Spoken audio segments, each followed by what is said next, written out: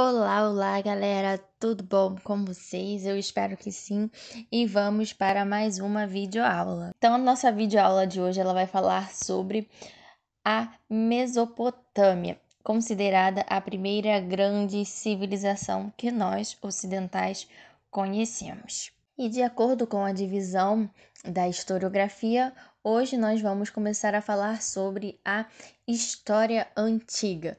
Então, vamos começar fazendo um contexto geográfico. A Mesopotâmia compreende a região do Antigo Oriente Próximo ou também a Ásia Menor. E ela fica localizada entre os rios Tigre e Eufrates.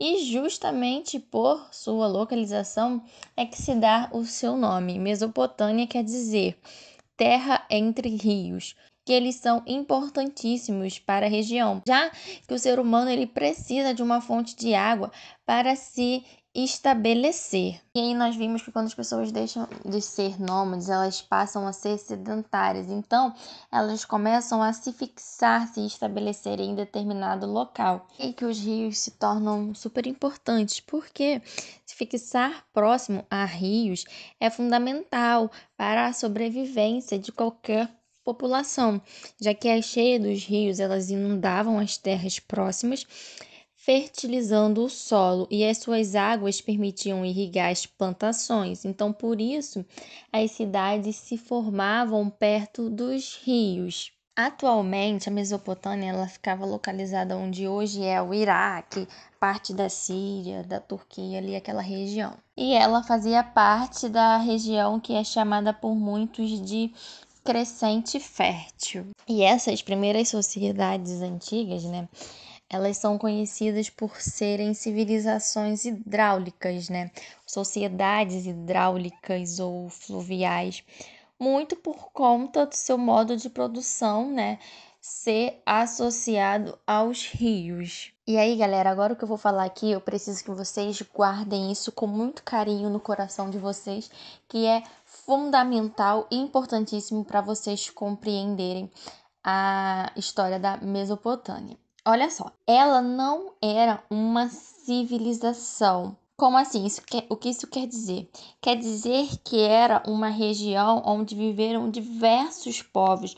Por isso não era uma única civilização, e sim várias. Então, por isso é mais correto, mais coerente dizermos civilizações ou povos mesopotâmicos, beleza? Já que ela não era uma região homogênea, e sim heterogênea, composta por diversos povos, como por exemplo, esses são os principais e que nós vamos estudar, os sumérios, os babilônicos e os assírios. Além disso, também não era um país, já que não se tinha essa ideia de país como os temos hoje. Então, se nós falarmos país mesopotâmico, nós estamos cometendo um anacronismo. Então, esses povos mesopotâmicos, eles formavam as cidades-estados que se autogovernavam, tendo seus representantes.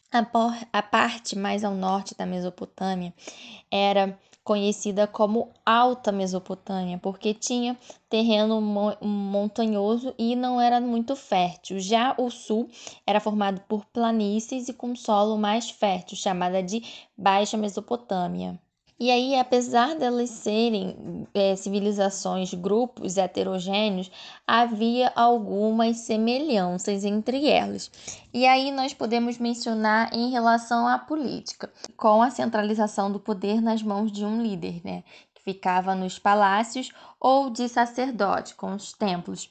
E aí cabia ao Estado a organização total da sociedade, como a distribuição das terras e a divisão de ofícios, por aí vai. A cidade tinha seu próprio zigurate. O que é zigurate? São os palácios ou templos, que além de servirem como locais de moradia, né, para os deuses religiosos, ou seja, como locais religiosos, eles eram utilizados para práticas políticas e militares. E aí, esses zigurates, eles eram considerados centros de poder, no qual se destacavam a figura do rei como chefe político legitimado pelos deuses e pelos sacerdotes, com base na ideia de uma monarquia de origem divina, a teocracia. Ou seja, o rei era o representante dos deuses na terra. E aqui a gente pode até abrir um parênteses, que diferente do Egito,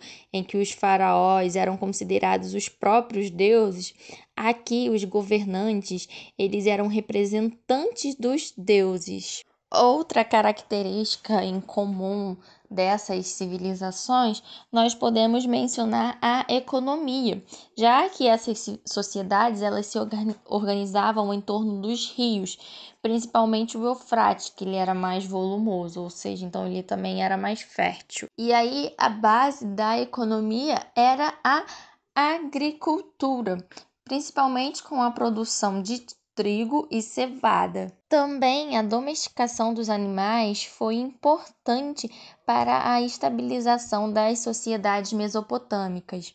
A criação de ovelhas, cabras e porcos possibilitou o consumo de carne e leite e a fabricação de lã e couro, além de auxiliar na agricultura. Outro ponto em comum também são a construção e a manutenção dos diques. Na tentativa de controlar as inundações, foram construídas barragens e canais para drenar a terra.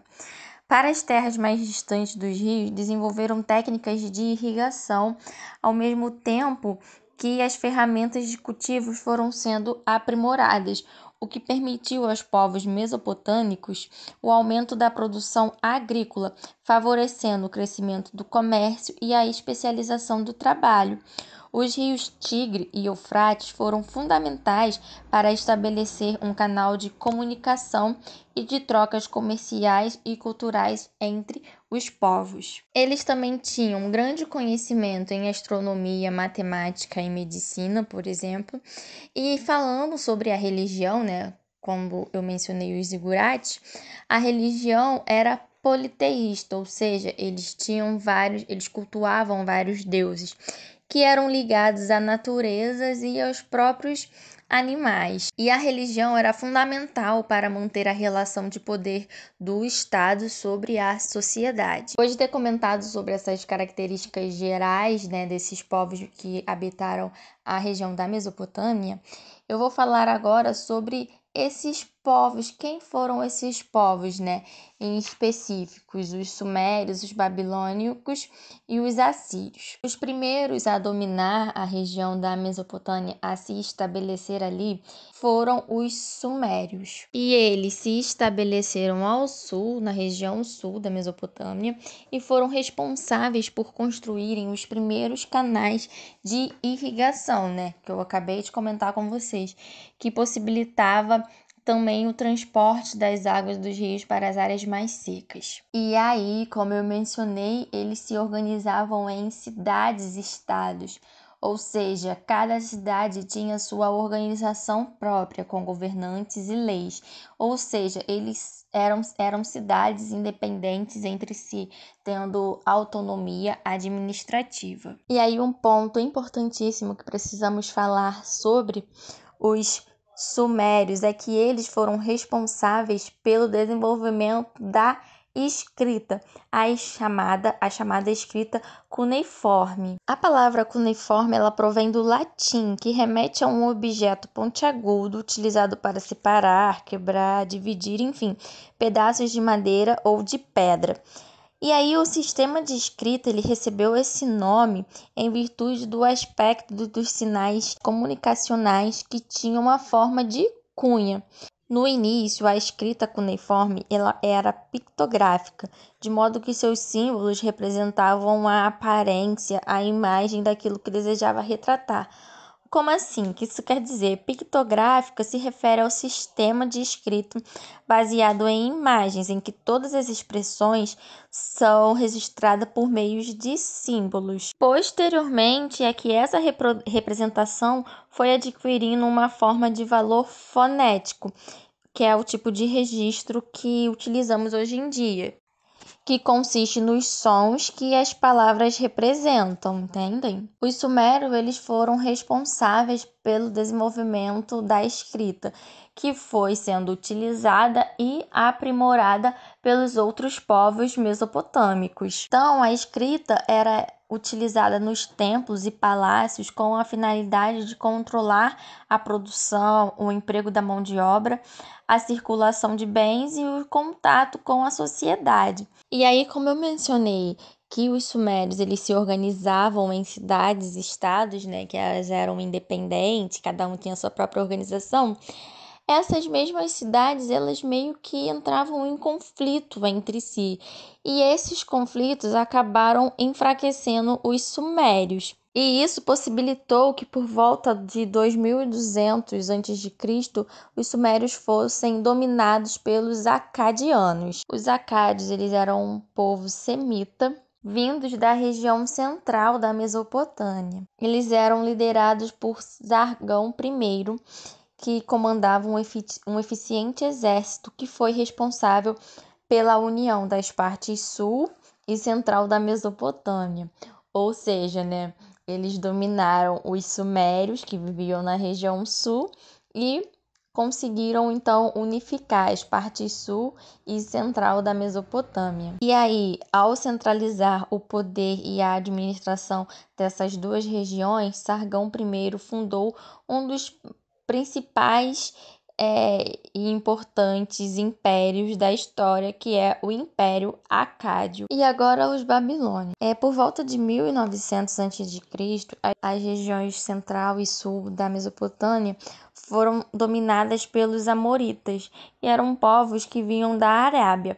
E aí eles fundaram a cidade da Babilônia, que se tornou a capital do primeiro Império Babilônico. E aí, por que eu falei primeiro Império Babilônico? Porque nós vamos ver que existiu outro Império Babilônico, né? Que foi o segundo. Mas calma aí que daqui a pouco eu menciono isso. O principal rei do primeiro Império Babilônico é o conhecido e famosíssimo Hammurabi. Ele foi o sexto rei dessa primeira dinastia amorita da Babilônia. E aí, por que ele é tão conhecido, tão famosinho, né? Ele é o famosinho da Babilônia. Porque foi ele que elaborou o método de codificação das leis que norteavam a sociedade babilônica. Ou seja, ele elaborou o Código de Hammurabi, possuindo 282 artigos, baseado no princípio de Talião. O que seria isso? Seria o famoso olho por olho, dente por dente, onde as punições são proporcionais ao crime cometido. E aí, nesse código, tinham leis punitivas referentes a questões de homicídios, delitos pessoais, crimes sexuais, roubos, heranças, empréstimos, aluguéis, acusações falsas, status legal de escravos, casamento, infidelidades, pagamentos de impostos, compra e venda de terrenos, enfim. Percebe-se aqui como que era um código bem amplo, bem vasto, né? E esse famoso olho por olho, dente por dente, consistia da seguinte lógica: se eu quebro o seu braço, você também tem o direito de vir e quebrar o meu braço. Foi durante o seu governo que a Babilônia se tornou um dos maiores centros comerciais do mundo antigo. Só que após sua morte, muitas revoltas populares aconteceram que acabaram dividindo o império, então isso acabou facilitando invasões externas. Então, enquanto a parte sul e central da Mesopotâmia estava meio que em crise, no norte os assírios, eles se fortaleciam. E é aqui que a gente começa a falar de mais uma população, mais um povo que habitou a região da Mesopotâmia, que foram os assírios, que conseguiram se expandir e dominar quase que toda a Mesopotâmia. Eles desenvolveram estratégia de guerras e armas muito eficientes, e assim eles conseguiam reprimir muitas das vezes com grande violência, quem tentasse resistir. Só que, como eu bem já falei várias vezes, que a Mesopotâmia era habitada por diversos povos e esses povos formavam as cidades e estados, né? Por volta de 610 a.C., os assírios eles foram derrotados pelos caldeus que habitavam a região central da Mesopotâmia. E aí eles se estabeleceram na cidade da Babilônia e a reconstruíram, fazendo assim o segundo Império Babilônico. Esse novo império atingiu seu apogeu com o imperador Nabucodonosor. Ele foi responsável por transformar a cidade da Babilônia em uma grande capital imperial. Ordenou a construção dos famosos jardins suspensos da Babilônia em homenagem à sua esposa. Olha que romântico, né? Nabucodonosor, ele foi responsável por transformar esse segundo império babilônico, né? Em transformar a cidade da Babilônia numa das mais ricas da época. Os limites territoriais se expandiram. Só que aí, com a sua morte, a população no geral não conseguiu manter a unidade territorial e foi aí que eles foram conquistados pelos persas. E aí, esse domínio persa é cena para os nossos próximos capítulos. Então, vocês conseguiram compreender que a Mesopotâmia, ela é uma região localizada entre os rios Tigre e Eufrates, que são os rios fundamentais para o desenvolvimento das civilizações que ali habitaram. Além disso, é importante mencionarmos que não existia apenas um único povo habitando a Mesopotâmia, e sim vários povos, várias civilizações. E aí os que mais se destacaram foram os sumérios, babilônicos e assírios. E, apesar de serem povos heterogêneos, eles tinham algumas características que nós mencionamos no começo da aula. E aí, quais são elas? Na economia, que era baseada na agricultura principalmente, domesticação de alguns animais e depois o desenvolvimento do comércio. A política, que era uma monarquia teocrática absolutista. A sociedade era estratificada. A relação de trabalho era com base na servidão coletiva. A religião era uma religião politeísta, ou seja, cultuavam vários deuses. Então é isso, galera. Nos vemos na próxima videoaula. Espero que vocês tenham gostado. Beijos e bons estudos!